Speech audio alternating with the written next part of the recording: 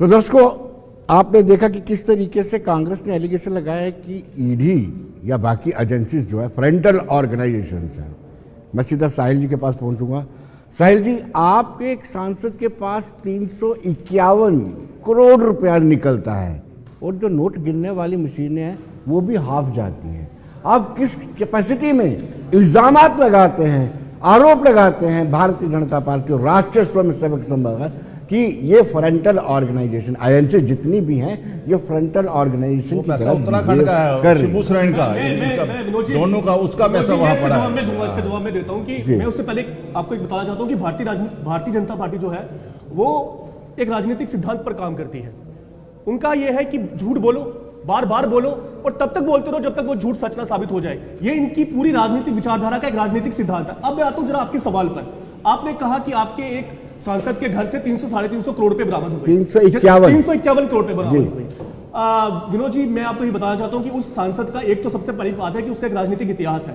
जब देश आजाद हुआ तो उस परिवार ने 60 लाख रुपया उस आजादी के समय देश की सरकार को देने का काम किया। एक चीज, 4 राज्यों में वो जो उस सांसद का व्यापार चलता है। मुझे एक चीज बताइए, क्या मीडिया ट्रायल के जरिए ये बात कही जाएगी कि कौन जो लीडर अपराधी है? आप इस बात को जस्टिफाई कर रहे हैं। आप 351 करोड़ कैश रखने को जस्टिफाई कर रहे हैं। शायद आपसे ये मैं उम्मीद नहीं रखता था। एक बात बताइए, मेरे पास कितने पैसे हैं? मैं उसका टैक्स भर रहा हूं, मैं उसका जीएसटी भर रहा हूं। इसका जवाब देगा इनकम टैक्स।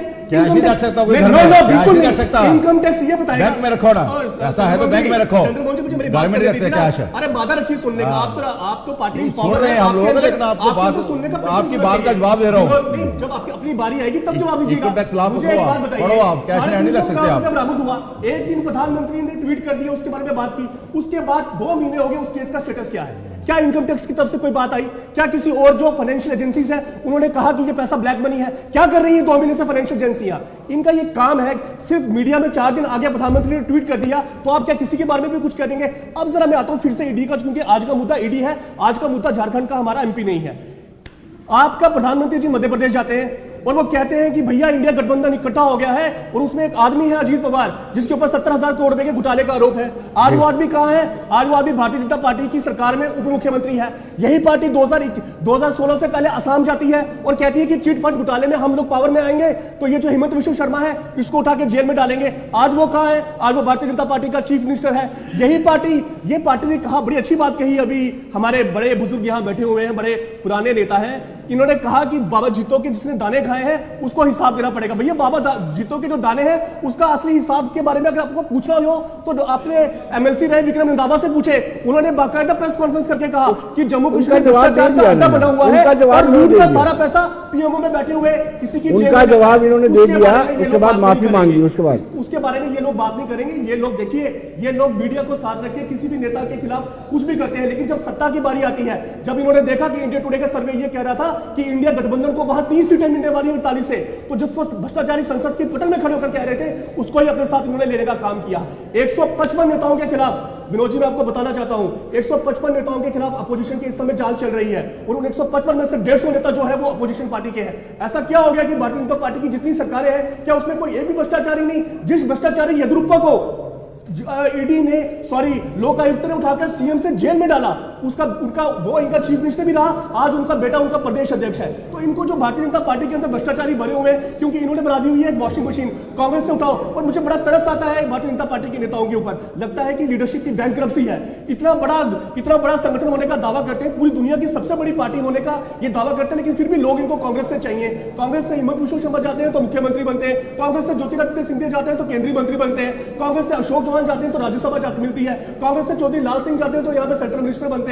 कांग्रेस से ही गए लोगों को लेना भैया पार्टी क्यों है? जब तक वो कांग्रेस में होते हैं वो भ्रष्टाचारी होते हैं, लेकिन जैसे ही वो भारतीय जनता पार्टी में जाते हैं तो गंगा रूपी वॉशिंग मशीन से वो निकलकर बाहर निकलते हैं। लेकिन मैं एक चीज कहना चाहता हूं कि 3 महीने के बाद चुनाव है, चुनाव में जनता सब कुछ देख रही है कि जो आज जितना सितम अपोजिशन के ऊपर कर रहे हैं, सारी एजेंसियों का इस्तेमाल करके अपोजिशन को दबाने की कोशिश कर रहे हैं। आज ही सुप्रीम कोर्ट का, विनोद जी मैं अपनी बात को यहां खत्म करूंगा कि आज ही सुप्रीम कोर्ट का, मैं सामने स्क्रीन पे भी देख रहा हूं, सुप्रीम कोर्ट ने रूलिंग दी है कि जो इलेक्टोरल बॉन्ड जिसके जरिए भारतीय जनता पार्टी ने 6,500 करोड़ रुपया जो है बेनामी पैसा लिया है उसका हिसाब दो और उसको निरस्त करने का काम किया है। अभी तो ये छोटी चीज है, यही पार्टी हम पर आरोप लगाया करती थी, झूठे आरोप लगा के कि 2G का घोटाला हो गया, बोफोर्स हो गया, कोयला हो गया। 2G में सुप्रीम कोर्ट की रूलिंग आई, उन्होंने कहा कि 2.5 साल तक हम बैठ के देखते रहे कि भैया की सरकार जो है वो कोई सबूत हमारे सामने पेश करेगी, और सारे अभियुक्तों को उन्होंने बाइज्जत बरी करने का काम किया। इसी तरह से बोफोर्स में लगातार दलाली के और किस तरह के ये हमारे खिलाफ शब्दावली का इस्तेमाल करते थे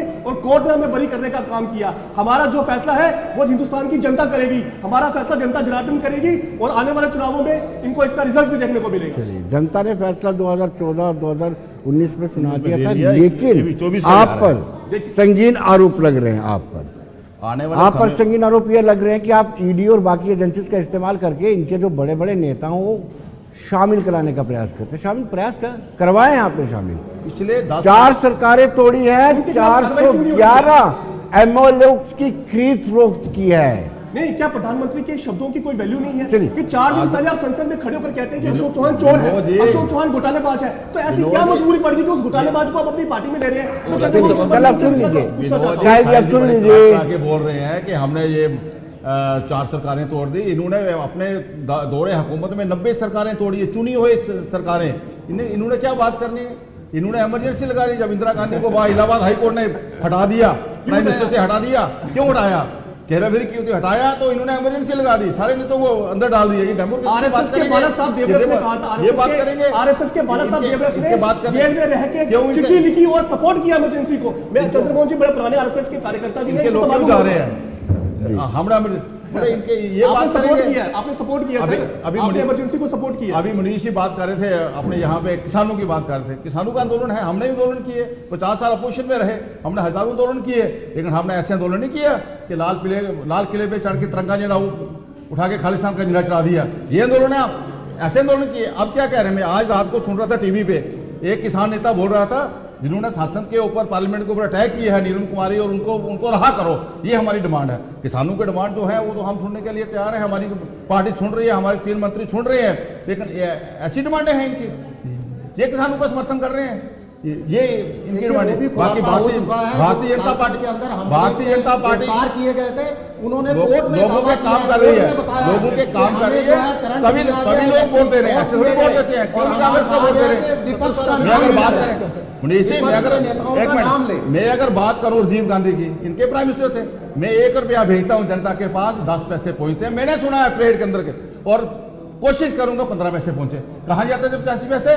भ्रष्टाचारियों के पास, इनके पास। वो निकाल रहे हैं, हम वो ईडी निकाल रही है। जम्मू कश्मीर से तो निकालो, जब तक नहीं जो जम्मू कश्मीर में भ्रष्टाचार फैला हुआ है उसका जवाब कौन देगा? नहीं निकलेगा ना, जम्मू कश्मीर में जो भ्रष्टाचार फैला हुआ है उसका जवाब कौन देगा? मर्जी चलाते रहे, देख रही है। 2.5 लाख बैकडोर अपॉइंटमेंट का जिक्र किया है। फॉर्मर चीफ सेक्रेटरी ने 2.5 लाख बैकडोर अपॉइंटमेंट आपके टेन्योर में। साथ में वो भी थे। बात ऐसी है, जो आप बात रख रहे हैं वो किसने कहा है? अब ये भी तो देखो ना, चीफ सेक्रेटरी साहब ने कहा, फॉर्मर चीफ सेक्रेटरी साहब कह रहे हैं ना, उसमें आप देखना उसमें क्या प्रूफ लाया है, क्या हुआ उस पे? कुछ हुआ? इसका मतलब जो चीज वो कह रहे हैं वो कहीं ना कहीं वो चीज साबित नहीं होती है, तो इसी कारण वो चीज यहीं पे दब गई जी, जो मेन चीज है। आने वाले समय में सब कुछ साबित होगा। अरे आप मुझे एक बार बताइए विनोद जी, आप मुझे एक बार बताइए, एसआई का स्कैम हुआ, उसका रिजल्ट आया? अभी आने वाला आगे रिजल्ट कहाँ रिजल्ट आया मुझे बताओ। सीबीआई ने अभी तक उसकी पूरी इंक्वायरी करके उसका अभी तक ये भी नहीं बताया कि उसका कौन इंसान है, कौन व्यक्ति है जो इसमें शामिल है। बैठे हैं वो अरेस्ट है सारे। कहाँ अरेस्ट है? उनको बेल मिल हुई है। कहाँ बेल मिली है? उनको बेल मिली हुई है, पेरोल पे आए हैं, उनकी वाइफ की डेथ हो गई, पेरोल पे आया। अब बेल मिली हुई है जनाब, सीबीआई उनको प्रूफ नहीं कर पाई है, अभी सीबीआई उनको प्रूफ नहीं कर पाई है, उनको बेल मिली है वो। इस करके जम्मू कश्मीर में जो भ्रष्टाचार है भारतीय जनता पार्टी उसको दिखाने में फेल हो चुकी है। ये बात हम साफ तौर पर जम्मू की जनता को बताना चाहते हैं। साहिल जी देखिए, मैं हमारे बड़े यहाँ हैं जिन्होंने कहा, क्योंकि कुछ 2-4 बातों का मैं जो है जवाब देना चाहूँगा। इन्होंने इमरजेंसी की बात की, जिसका मैंने जवाब दिया कि उस समय के इनके जो राष्ट्रीय संघ के जो संचालक थे बाला साहब देवदास, उन्होंने बाकायदा उस समय की सरकार को पत्र लिखकर ये कहा और इमरजेंसी को उन्होंने सपोर्ट किया। एक चीज़ देखिए, ये सारी बातें कर रहे हैं लेकिन इस बात पर नहीं आ रहे कि क्या मेरे देश में प्रधानमंत्री के शब्दों की कोई कीमत नहीं है? क्या प्रधानमंत्री सत्ता के लिए, क्या भारतीय जनता पार्टी इतना गिर चुकी है कि जिन लोगों के ऊपर वो आरोप लगाती है तो सत्ता में आने के लिए वो उन्हीं को अपने साथ बिठा देती है? मेरा सिंपल ये सवाल है, पूरा देश देख रहा है, पूरी दुनिया देख रही है कि अगर एक सांसद, इन्हीं का सांसद है निशिकांत दुबे, झारखंड से आते हैं, वो 4 दिन पहले संसद की पटल में खड़े होकर अगर ये बात कहते हैं कि अशोक चौहान जो है वो आदर्श सोसाइटी जो स्कैम हुआ था उसका सबसे बड़ा कल्प्रिट था। मैं कल प्रधानमंत्री जी की पुरानी स्पीच सुन रहा था जब वो 2014 में नांदेड़ में गए और नांदेड़ से लोकसभा के सांसद चुनकर आए थे अशोक चौहान साहब, और उन्होंने डंके की चोट पे कहा कि भाई जिन लोगों ने कारगिल के शहीदों के कफन तक को चोरी किया, कारगिल की जो विधवाएं थी उनके जो उनका हिस्सा था उसमें भ्रष्टाचार किया, हम उनके खिलाफ कार्रवाई करेंगे। क्या आप सत्ता के लिए इतना गिर गए हैं कि आपको अशोक चौहान की जरूरत है? क्या आप सत्ता के लिए इतना गिर रहे हैं कि 70,000 करोड़ रुपए के घोटाले का जिस अजीत पवार के ऊपर आप आरोप लगाते थे, सत्ता के लिए आज आप उनको भी अपने साथ लेने को तैयार हो गए? और ये सारी ईडी और जो बाकी जांच एजेंसीज है, और ठीक कहा हमारे भाई सानी साहब ने कि पिछले दिनों जो संसद के अंदर घटना हुई, विनोद जी आपने भी देखा, पूरे देश ने देखा कि 4 लोग जो थे वो घुस गए संसद के अंदर। उनको पास किसने दिया? इन्हीं के कर्नाटका के सांसद के पास में वो संसद के अंदर घुसते हैं, और बाद में उनका बकायदा जो है वो अखबार में आया कि जो एजेंसीज हैं वो उनके ऊपर दबाव डाल रही हैं कि आप अपोजिशन के लीडर्स का नाम लो। क्या इस तरह से भारत का लोकतंत्र चलेगा? आप कहते हैं कि आपको 2014 और 2019 में मैंडेट मिला, लोकतंत्र चलेगा। अगर आपको 2014 लोकतंत्र चलेगा 1975 की इमरजेंसी के तहत, लोकतंत्र चलेगा 356 के 93 के तहत। इमरजेंसी है वो, इमरजेंसी तो कहकर लगाई गई, आज तो अनडिक्लेयर्ड इमरजेंसी है। इन्होंने यहाँ पे ईडी का इस्तेमाल हो रहा है। इन्होंने कहा कि 2014 का मैंडेट हमें मिला, 2019 का मैंडेट हमें मिला, तो भैया 1947 से लेकर 2014 तक का जो मैंडेट था वो भी तो हिंदुस्तान की जनता ने कांग्रेस को दिया कि जनता जनार्दन है, हम लोग अपने मुद्दों को लोगों के बीच लेकर जाएंगे, कभी हार होगी कभी जीत होगी, लेकिन लोगों के मुद्दे जो है। और ये कहते हैं कि नरेंद्र मोदी के सामने कौन? विनोद जी आप भी कई बार सवाल पूछते हैं, मैं कहना चाहता हूं कि नरेंद्र मोदी के सामने मुद्दे चुनाव लड़ेंगे, नरेंद्र मोदी के सामने वो 1.5 लाख बच्चे चुनाव लड़ेंगे, अग्निवीर जिन लोगों को उन्होंने बाहर करने का काम किया, और आर्मी के जो जनरल नरवणे हैं उनकी किताब पढ़िए। मेयर साहब आप तो बड़े वरिष्ठ, और अब मजबूरी है आपको भारतीय जनता पार्टी के प्रवक्ता के रूप में भेजा, तो आपको अपनी पार्टी को डिफेंड करना है। उन 1.5 लाख लोगों ने, उन 1.5 लाख बच्चों को कुछ होने के बावजूद भी 3 सरकारें जीत जाती हैं, 5 में से 3 राज्य जीत जाते हैं। साहब हम भी तेलंगाना जीत के आए हैं, तेलंगाना छोड़ दीजिए, और भारतीय जनता पार्टी से ज्यादा वोट हमने 4 चुनाव का, अगर आप कंबाइंड वोट जोड़िए 10 लाख वोट हमारा ज्यादा है। जीत होती है एक रन से। मैं ये कहना चाहता हूं विनोद जी, आपने कहा था कि नरेंद्र मोदी के सामने को आप हमेशा सवाल पूछते हैं, नरेंद्र मोदी के सामने मुद्दा चुनाव लड़ेगा, नरेंद्र मोदी के सामने वो 1.5 लाख बच्चे चुनाव लड़ेंगे जिनको अग्निवीर बनाकर आपने उनको नौकरी से बाहर निकालने का काम किया। जनरल नरवणे जो आर्मी के उस समय के चीफ रहे, उन्होंने किताब लिखी, उन्होंने कहा कि जब पीएमओ से हमारे सामने ये ड्राफ्ट आया अग्निवीर का, हम सारे बुचक्के रह गए कि ये प्रधानमंत्री जी कर क्या रहे हैं। हमने उन्हें कहा था कि जितने बच्चे सिलेक्ट होते हैं उसमें से 75% बच्चों को हम रखेंगे 4 साल के बाद, और 25% बच्चों को बाहर निकालने का काम करेंगे। इनकी सरकार ने क्या किया? 25% बच्चों को रखेंगे, 75% को बाहर निकालने का काम करेंगे। और आज जो ये किसान प्रदर्शन कर रहे हैं ना विनोद जी, आप तो बड़े रिसर्च करने वाले व्यक्ति, जरा रिसर्च कीजिएगा कि प्रधानमंत्री को ये 3 काले कानून लाने का आइडिया किसने दिया था। एक आदमी अमेरिका से चलता है, वो पीएमओ में जाता है और प्रधानमंत्री को खेती के रिफॉर्म्स के बारे में बताकर और ये 3 काले कानून ले आते हैं। हो सकता है कि सरकार का बहुमत इनके पास हो सकता है सरकार इनके पास हो, एजेंसीज इनके पास हो, ईडी इनके पास हो, सीबीआई इनके पास हो, लेकिन हम जनता के बीच जाएंगे, उनको बताएंगे। ये बड़ी बड़ी ताकतें भी कभी कभार धराशायी हो जाती है, इनका इतना भ्रम नहीं पालना चाहिए। आपको भी भय लग रहा होगा, अदालत है रडार में है, ये जनता में जा रहे हैं ना, ये जनता में सीधे अपोजिशन करें ना, ये इनके पास ताकत नहीं अपोजिशन की। उद्धव ठाकरे खामोश हैं, उनको आगे करते हैं, किसान खुद आगे हो रहे हैं, किसान खुद आगे हो रहे हैं। आगे आए ना, आगे नहीं आते ये पीछे से है, आगे इनके अपोजिशन का भी, अभी इनको अपोजिशन कांग्रेस को सिखा रहे हैं हम। मनोज जी देखिए मैं एक बात का लास्ट में छोटी एक लाइन, इन्होंने बड़ी अच्छी बात कही कि हम इनको अपोजिशन सिखा रहे हैं। मैं ये कहना चाहता हूं कि बहुत अच्छी बात है, आप हमेशा अपोजिशन में ही रहिए, आपका काम अपोजिशन में है। ये गलती से 2 बार आप लोग आगे हैं जनता को मूर्ख बनाते हुए, लेकिन हम फिर से हम भी पावर में आएंगे और भगवान करे कि आप पूरी उम्र अपोजिशन में ही रहे। ख्वाब लेते रहे आप, अब आप अपोजिशन में रहो, ख्वाब लेते रहो, अभी आएंगे। आपका सवाल नहीं सुन सका मैं ये कह रहा हूं उद्धव ठाकरे खामोश हैं, नहीं बिल्कुल ईडी का डर है और क्या गर्जना गरज रही है। जिस तरीके से वदनीय बाला साहब ठाकरे नाइंसाफी के खिलाफ गर्जा करते थे, आज हमारे पक्ष प्रमुख माननीय उद्धव जी भी आ रहे हैं, बीजेपी में इंतजार कर रहे हैं, देख रहे हैं, उद्धव जी भी आ रहे हैं, चुप बैठने वाले नहीं है, अकाली भी आ रहे हैं, सब आएंगे। ऊपर खफा हो रहे थे। मैं आपको बता दूं कि अमेरिका की एजेंसीज ने, इंटरनेशनल ट्रांसपेरेंसी ने लोकतंत्र का ग्राफ जो है हाल ही के पिछले 9 साढ़े 9 सालों में गिरा है और डिग्रेड हुए हम लोकतंत्र में, जिसके ऊपर हम गर्व करते थे। ये सिर्फ इसके सबसे बड़ा कारण यही है जो सरकारी एजेंसियां हैं, जो इंडिपेंडेंट एजेंसियां हैं, उनका दुरुपयोग। जी और सबसे बड़ा यही कारण है। और लगातार बीजेपी जो है बाज नहीं आ रही इन चीजों से। ये सोचते हैं कि शायद विपक्ष खत्म हो जाएगा, विपक्ष खत्म नहीं होगा।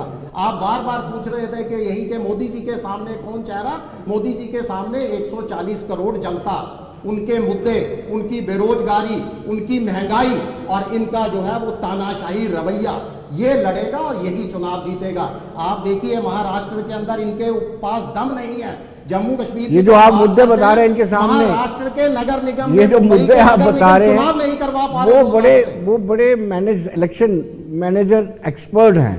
जो आप मुद्दे बता रहे हैं ना, बेरोजगारी, महंगाई, देखिए कोई राम मंदिर एक्सपर्ट ट्रिपल तलाक के अंदर छेड़छाड़ी करने 370 वो पिछले 9-10 सालों से बहुत ज्यादा बढ़ी है और वही इनकी एक्सपर्टता का जो है राज है, जिसके कारण जनता के आम मुद्दे जो है वो कहीं ना कहीं दबे रह जाते हैं। अब आवाज उठना शुरू हो गई है। मैं तो मीडिया से कहूंगा कि आपके जैसी निडरता दिखाएं तमाम वो मीडिया के लोग भी, और इन चीजों को दिखाएं कि ईवीएम चंद्रमोहन जी अब को लेकर कितने बड़े 2024 के चुनावों में राम मंदिर के साथ साथ और कौन सा मुद्दा होगा जिससे पोलराइजेशन हो सके, ध्रुवीकरण हो सके? कुछ बचा है क्या? बहुत मुद्दे हमारे पास। हमने जितने काम किए पिछले 10 सालों में आदरणीय प्रधानमंत्री जी ने महिलाओं के लिए, नौजवानों के लिए, किसानों के लिए 2000 रुपए सीधा उनके खाते में जा रहा है। ईडी पर राजनीति, धर्म पर राजनीति, जात धर्म पर राजनीति, जो काम किए तभी लोग वोट दे रहे हैं। ये ईडी कर रहे हैं। हजारों, एक कोई 150 नेता थोड़ी था, हजारों नेता है पिछले 10, 15, 20 साल से। एक तो जो भ्रष्टाचारी है उनको ही पकड़ा जा रहा है, आपको मुझे जाए इनको थोड़ी पकड़ा जा रहा है। जो बाबा जी तो खाएगा वही पकड़ा जाएगा, और ये जितना मर्जी चलाते रहे, किसी को बख्शा नहीं जाएगा, और ये काम आगे कंटिन्यू रहेगा। ईवीएम मैजिक दिखा रहा है। विनोद जी ने कहा कि किसी को बख्शा नहीं जाएगा, वो बड़ी अच्छी बात बोली।